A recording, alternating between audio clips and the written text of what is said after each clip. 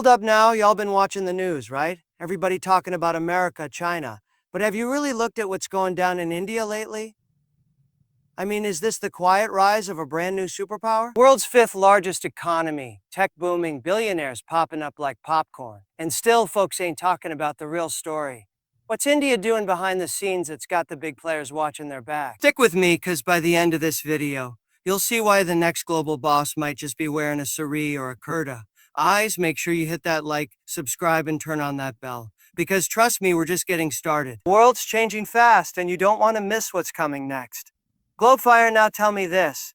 How does a country that was once fighting to feed its people become one of the fastest growing economies on the planet? How does a nation once called a developing suddenly start rewriting the global rule book? What's really fueling India's unbelievable rise? And why is the world suddenly paying attention? See, here's the thing. India's story ain't just about numbers on a chart. It's about grit, hustle, and a whole lot of patience finally paying off. For decades, the world underestimated India. Folks said, oh, that's a nice place for call centers and cheap labor. While they were busy talking, India was building roads, tech hubs, startups, and a middle class that's now bigger than most countries' entire populations. Now, you take a look at the numbers, and they don't lie. India's economy has leapfrogged into the world's top 5, pushing past some of the biggest names in the game. But here's what makes it fascinating. This growth ain't powered by oil or weapons or foreign handouts. It's powered by people. Over 1 billion dreamers who decided they weren't waiting for the world to give them permission to rise. Think about it. Young, hungry minds coding apps, designing rockets, leading global corporations. I'm talking about Google's CEO, Microsoft's CEO, MasterCard, IBM. The list just keeps growing. India's talent isn't just staying home. It's conquering boardrooms around the world. And back home. Those same brains are building a tech-driven economy that's changing how India moves, works, and spends. Cooking. Here's where it gets interesting. While other countries are fighting inflation and slowing down, India's running full speed ahead. They've got massive infrastructure projects underway. New highways, airports, energy grids, all connecting a nation that's gearing up for the big leagues. Government's pushing a Make in India, pulling in global manufacturers who used to rely on China. Apple, Samsung, Tesla, they're all knocking on India's door. But this isn't just about factories and phones, it's about momentum. India's growing middle class means more people buying cars, homes, smartphones, and that means the economy keeps spinning faster and faster. Every paycheck creates another opportunity, another customer, another entrepreneur. That's not an accident, that's a revolution in motion. And let's not forget the global stage. When the world needed medicine during the pandemic, who stepped up? India. When nations wanted skilled labor, where did they look? India. And now when investors want a stable, fast-growing market, you guessed it, India again. The secret behind all this success, it's not just policy, it's pride. India stopped waiting for approval and started believing in its own potential. That's the turning point. When a nation shifts from a can we to watch us. So the real question isn't how India became one of the world's top economies, it's how far it's about to go. Because if the last decade was about catching up, the next one might just be about taking the lead. And by the time the world realizes it, India might already be sitting at the head of the table, smiling calm and quietly saying, told you so. Now hold up. Have you ever wondered why some of the biggest tech companies on the planet have Indian CEOs? I'm talking Google, Microsoft, Adobe, all run by people who came from the same country once known more for spices than silicon chips. How did that happen? What's India really cooking in the tech world? Because make no mistake, this ain't luck, baby. This is decades of vision, education, and hustle finally exploding on the global stage. India isn't just part of the tech story anymore, it's writing it. And the crazy part, this story's only getting started. Let's take a step back. For years, India was known for its IT outsourcing industry, call center support, the back-end stuff nobody saw. But while the world thought India was just picking up the phone, India was busy picking up the tools, coding, designing, building, innovating. That outsourcing generation, they trained a new wave of tech leaders who said, we're not just going to fix the system, we're going to run it. And that's exactly what happened. Today, Indian innovators aren't just employees in someone else's empire, they're building empires of their own. Think about Infosys, TCS, Wipro, giants born on Indian soil that now serve clients across the globe.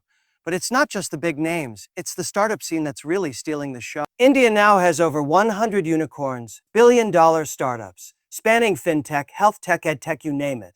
That's not a fluke. That's a tech tsunami. But here's the part that'll make you stop and think. This isn't just happening in fancy offices in Bangalore or Mumbai. It's happening in small towns too.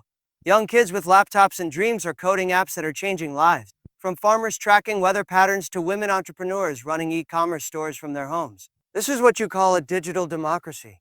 where opportunity is not locked up in Silicon Valley anymore. It's flowing through the streets of India.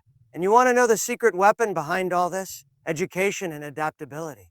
India churns out over 1 million engineers every single year. These are folks who can learn, unlearn, and relearn faster than the market changes. When the tech world shifted from hardware to software, India adapted. When AI, blockchain, and data analytics took over, guess who was ready? India again. Even global investors are noticing. Silicon Valley is watching India like a hawk right now. Google's investing billions in digital infrastructure. Microsoft's expanding its AI hubs there. Amazon's betting big on e-commerce. Everybody wants a piece of what's coming next because India isn't just following trends, it's setting them. And what ties it all together is this. India's tech boom isn't just about money or fame. It's about empowerment. It's about a generation proving that innovation doesn't belong to one country or one region. It belongs to whoever dares to dream big enough. So here's the real question. If India's already leading the world's biggest tech companies, building billion-dollar startups, and training the next wave of digital pioneers, what happens when it decides to stop playing catch-up and start leading the future? Stick around, because when that switch flips, the next Silicon Valley might not be in California. It might be in India. Now wait a second. How does a nation known for yoga, Bollywood, and cricket suddenly start building one of the most powerful militaries on the planet? How did India go from buying weapons to designing them, from guarding borders to commanding oceans? What's really happening behind this quiet rise in defense power? See, while the world's been busy talking about the US, Russia, and China, India's been moving in silence. But make no mistake, those moves are loud. The country's not just arming itself into a modern, tech-driven military powerhouse. And it's doing it with a strategy that's as bold as it is brilliant. Let's break this down. India has one of the largest standing armies in the world. Over 1.4 million active troops. But size alone doesn't win wars anymore. Technology does. That's where India flipped the script. Over the past decade, it's poured billions into modernizing its defense forces, fighter jets, submarines, drones, cyber units, everything that screams 21st century warfare. And here's the twist, they're not just buying anymore, they're building. India's A Make in India campaign isn't just about smartphones and cars, it's about fighter jets, warships, and advanced missiles. The country's now producing its own light combat aircraft, the Tejas, and even exporting defense equipment to other nations. That's not just progress, that's power projection. But the real game changer, India's presence in the Indian Ocean. Now think about it. That ocean connects the Middle East, Africa, and Southeast Asia. Whoever controls those waters controls the trade routes. And guess who's building naval bases, aircraft carriers, and submarines right in the middle of it all? India. Quietly, strategically, and with purpose. And don't forget space. While other countries are busy showing off rockets, India's using them. The Indian Space Research Organization, ISRO, has launched satellites that can map terrains, monitor borders, and strengthen communication systems, all vital for defense. Space isn't just the final frontier anymore. It's the new battlefield, and India's already up there. Now, you can't talk about India's defense story without mentioning its relationships. This is where it gets really interesting. India's signing defense pacts with the US. France, Israel, and Japan, building alliances that boost its capabilities. But at the same time, it's still maintaining ties with Russia, its oldest military partner. That's not confusion, that's balance. It's India saying that we don't choose sides, we choose strength. And the motivation behind all this? Security and respect. With 2 nuclear neighbors and one of the most complicated borders in the world, India knows it can't afford to fall behind. Every new weapon, every defense partnership, every satellite in orbit, it's all part of a plan to make sure no one ever underestimates them again. So, the next time you hear about global military power, don't just look west or east, look south. Because India is not just defending itself anymore, it's positioning itself to lead. And when a country with over 1 billion people, cutting-edge tech, and unwavering confidence starts flexing its military muscle, you can bet the whole world's going to start paying attention. Now here's something to think about. How does a country win hearts before it wins headlines? How can music, movies, and meditation turn into weapons of global influence? Why is everyone suddenly watching, eating, wearing, and even living Indian culture? Could India's soft power be its secret path to becoming a superpower? See, when most nations talk about power, they talk about missiles, money, and military. But India is playing a different game. One where power doesn't just come from strength, but from influence. And make no mistake, that influence is spreading faster than ever before. Let's start with something the whole world already knows. Bollywood.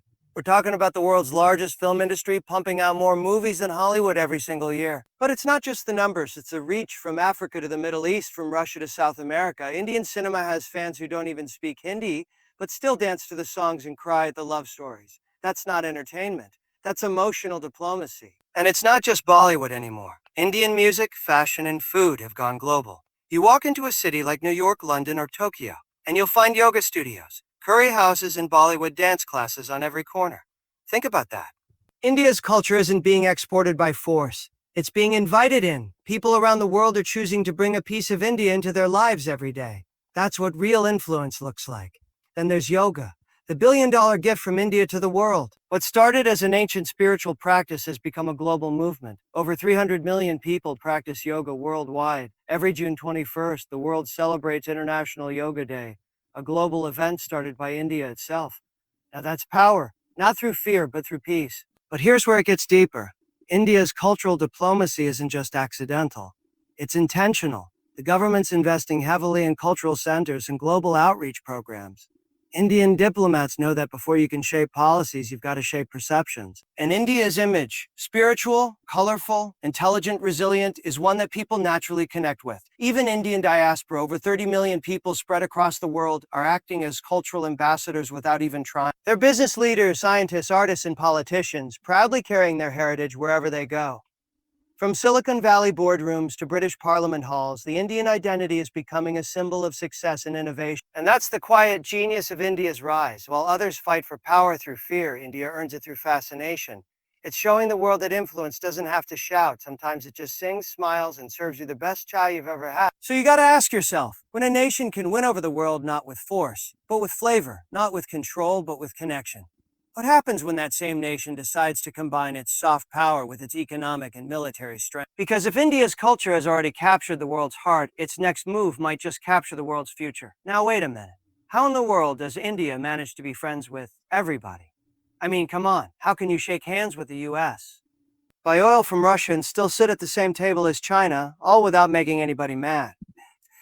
What's really going on behind that smile of diplomacy? India is doing something the world hasn't quite figured out yet. It's not just surviving in the global game, it's mastering it. While the big players throw shade and make threats, India just leans back, plays it cool, and says, let's talk, and somehow everybody listens. That's not luck, that's strategy. See, India learned a long time ago that real power ain't always about who's the loudest in the room. It's about who can talk to everybody without picking a fight. And that's exactly what's happening right now. When Russia says, don't forget your old friends, India nods. And when China starts flexing, India says, we'll handle this our way. It's like watching a high-stakes poker game, and India's got the calmest face at the table. Now, let's talk move. While Washington and Beijing wrestle for global dominance, India's quietly setting the board for a long game. They're buying cheap Russian oil while everyone else is cutting tag and defense deals with America that boost both their military and their market reach. And they're expanding trade all across Asia and Africa, building roads, ports, and partnerships that make everyone dependent on them. You see what I'm saying? That's not neutrality, that's leverage. What's wild is that nobody seems to realize how carefully India's walking this line. They don't want war, they don't want chaos, they want options. Because the more friends you've got, the more doors you can open. And when those doors lead to money, power, and influence, well, that's how a superpower rises without firing a shot. And here's the part that'll blow your mind. Countries are starting to trust India as the mediator, the one who can talk to both sides when the room gets heated. Think about it. In a world where politics is full of shouting, India's the one that knows how to whisper and still get results. But don't think for a second that this balancing act is easy. It's risky. One wrong move, one misstep, and the whole thing could come crashing down. Yet so far, India's been walking that tightrope like a pro. Every handshake, every deal, every diplomatic visit is a calculated move in a much bigger picture. So you gotta ask yourself, is India just being cautious? Or are they writing a brand new playbook for power? Because if they keep this up, if they keep playing both sides while building their own empire in the middle, the world won't just call India a rising power. They'll call it the power everyone wants on their side. And trust me, when that day comes, the world's going to realize India wasn't just balancing giants, they were becoming one. Now think about everything we just talked about. The economy booming, the tech world exploding, the military modernizing, and the culture capturing hearts across continents. India isn't just rising, it's transforming, quietly, confidently, and strategically. This nation is rewriting what it means to be a superpower in the 21st century. And here's the part most people miss. India's rise isn't about domination, it's about balance.